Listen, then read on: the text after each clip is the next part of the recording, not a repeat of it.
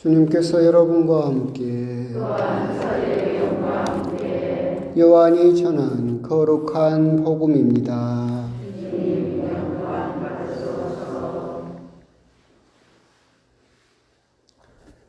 그때 예수님께서 제자들에게 말씀하셨다. 조금 있으면 너희는 나를 더 이상 보지 못할 것이다. 그러나 다시 조금 더 있으면 나를 보게 될 것이다. 그러자 제자들 가운데 몇 사람이 서로 말하였다. 조금 있으면 너희는 나를 보지 못할 것이다. 그러나 다시 조금 더 있으면 나를 보게 될 것이다. 또 내가 아버지께 가기 때문이다 하고 우리에게 말씀하시는데 그것이 무슨 뜻일까? 그들은 또 조금 있으면이라고 말씀하시는데 그것이 무슨 뜻일까? 무슨 이야기를 하시는지 알 수가 없군 하고 말하였다. 예수님께서는 제자들이 묻고 싶어하는 것을 아시고 그들에게 이르셨다. 조금 있으면 너희는 나를 보지 못할 것이다. 그러나 다시 조금 더 있으면 나를 보게 될 것이다. 하고 내가 말한 것을 가지고 서로 묻고 있느냐? 내가 진실로 진실로 너희에게 말한다. 너희는 울며 애통해 하겠지만 세상은 기뻐할 것이다. 너희가 근심하겠지만 그러나 너희의 근심은 기쁨으로 바뀔 것이다. 주님의 말씀입니다.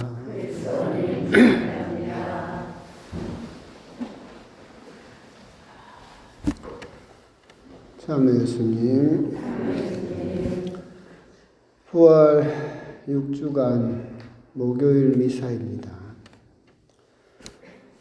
미사가 이제 재개되고 나서 제가 유튜브에다가 강론을 올리지는 않는데 지금 한 3번 더 올리긴 했어요. 가끔 올리기는 했습니다. 미사 못 오시는 분들은 혹시나 해서 한 번씩 들어가 보시면 올라가 있으면 다행이고 안 올라가 있으면 많은 거고 그렇습니다. 옛날에 심리 학자들이 조사를 했었어요. 여기 3가지로 방을 나눠서 원숭이들한테 실험을 했어요.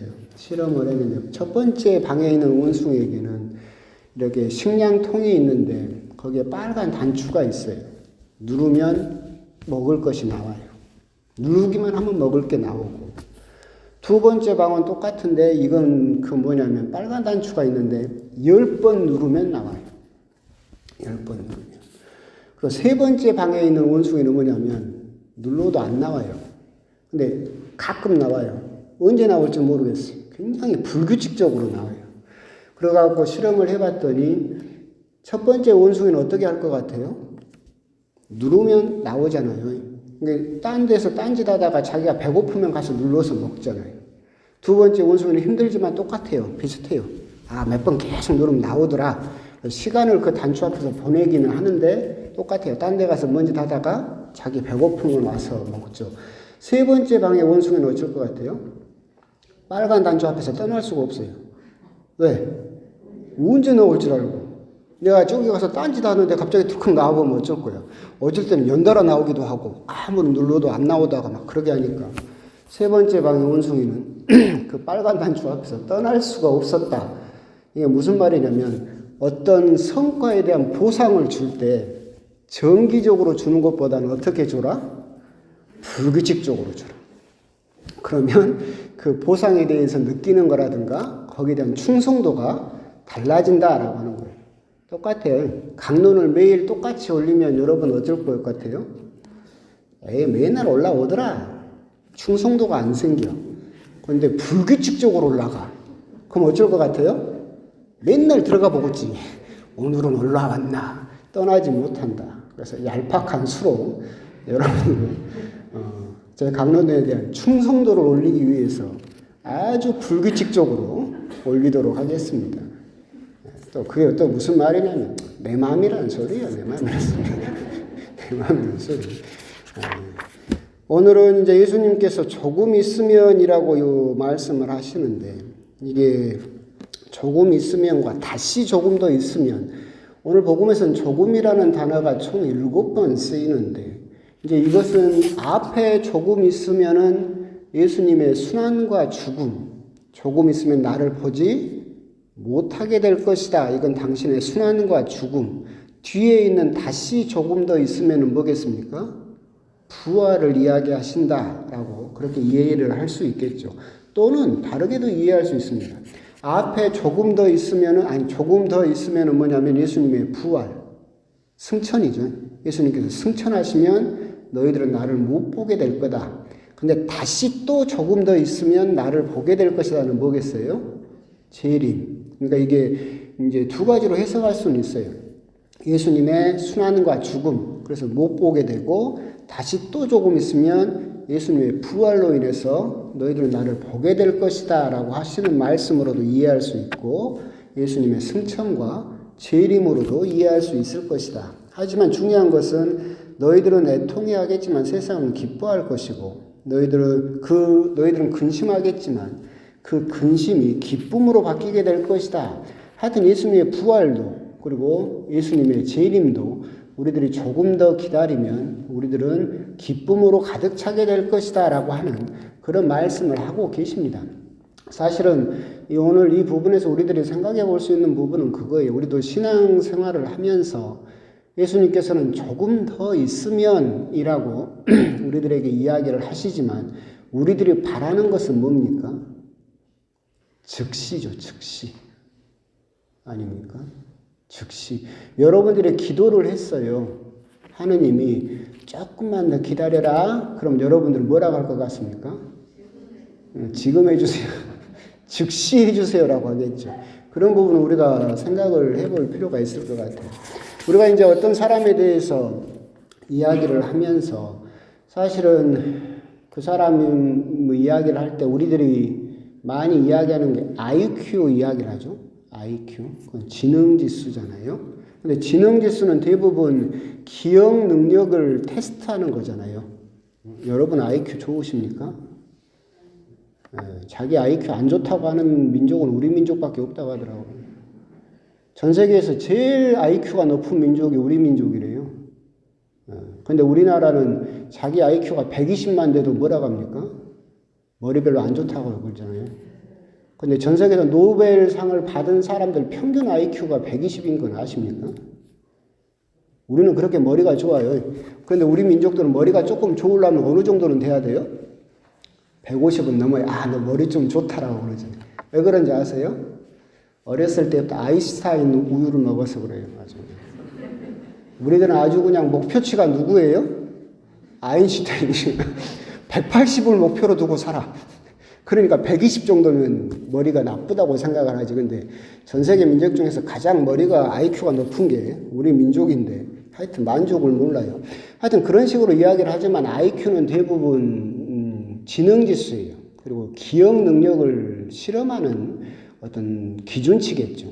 그런데 이제 그 IQ보다 더 중요하다라고 인정되는 게 EQ, 감성지수라고 이제 이야기가 돼요.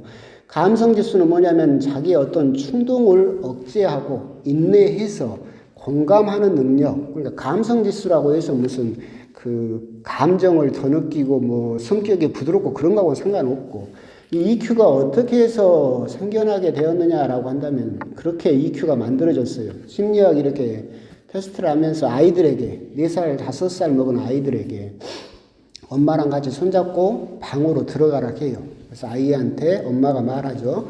앞에다가 딱 과자를 놔요. 빵을 딱 놔두고 엄마 조금만 나갔다 올게. 먹지 말고 기다려. 엄마가 다시 왔을 때 네가 안 먹었으면 이거 하나 더 줄게. 하고 엄마가 나가. 그래서 그 아이가 얼마만큼 참는지를 보는 거예요.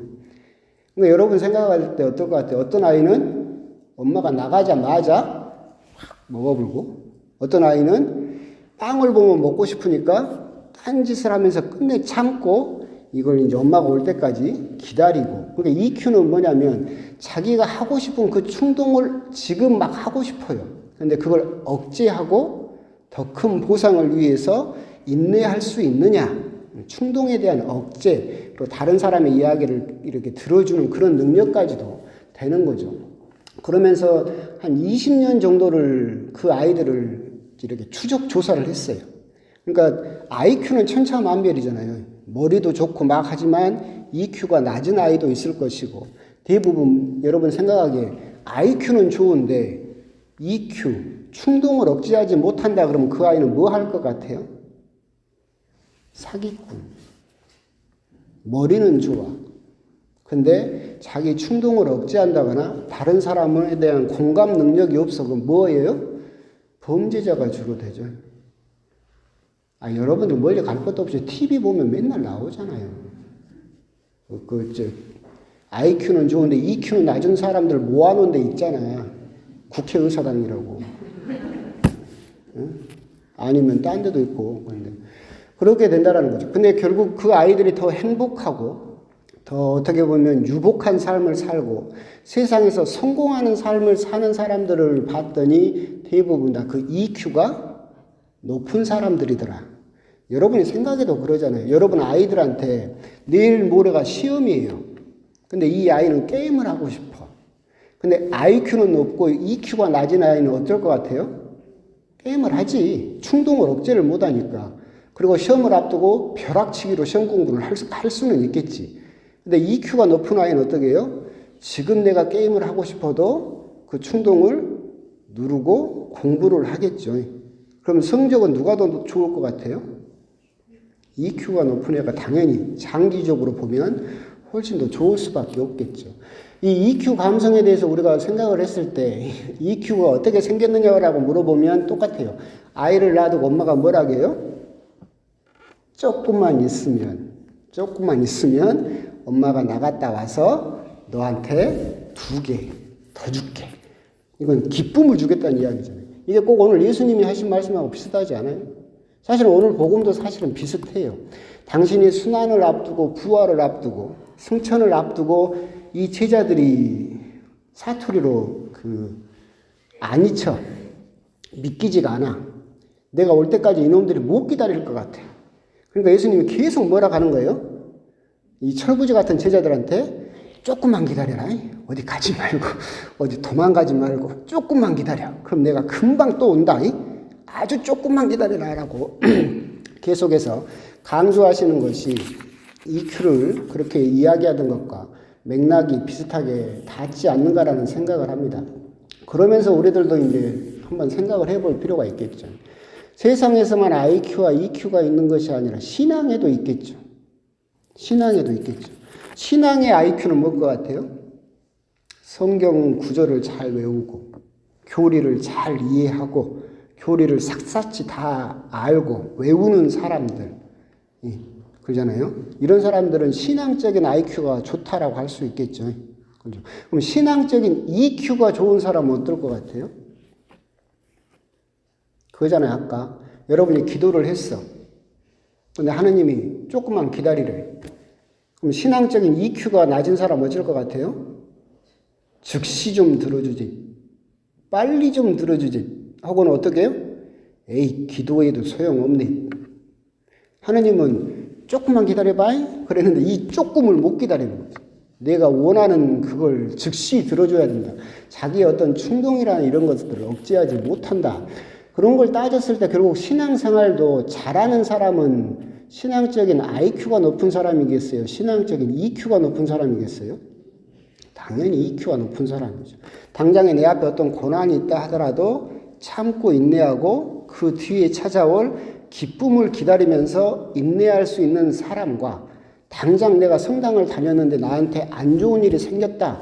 에이, 머리는 좋아도 인내할 줄 모르고 참아낼 줄 모르고 그 뒤에 찾아올 기쁨을 보지 못하는 사람들, 이런 사람들은 신앙생활을 오래 할 수 없겠죠. 요한묵시록은 여러분들이 신천지니 뭐니 요한묵시록을 엄청 떠들긴 하는데 요한묵시록을 단 한마디로 정리하는 말이 뭐라겠어요? 요한묵시록의 가장 큰 핵심 한마디가 요한묵시록의 핵심이에요. 그거 뭐냐면 인내로서 생명을 얻어라. 이게 요한묵시록의 핵심이에요. 인내로서 생명을 얻어라. 뭘 해라? 인내해라. EQ를 길러라. 조금만 참아라. 그러면 우리들은 그걸 참고 인내하고 우리가 그 다음에 올 예수님께서 주실 기쁨을 기다릴 수 있는 예수님께서 하느님께서 조금만 더 기다리면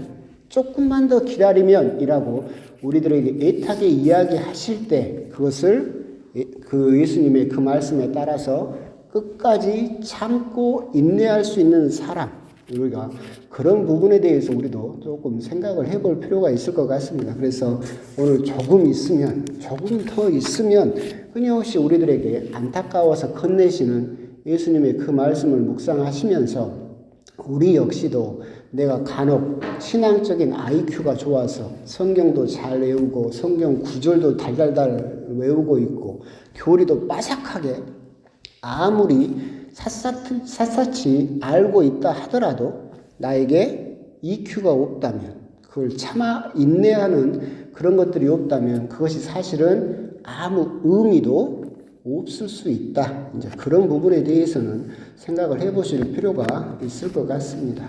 아멘.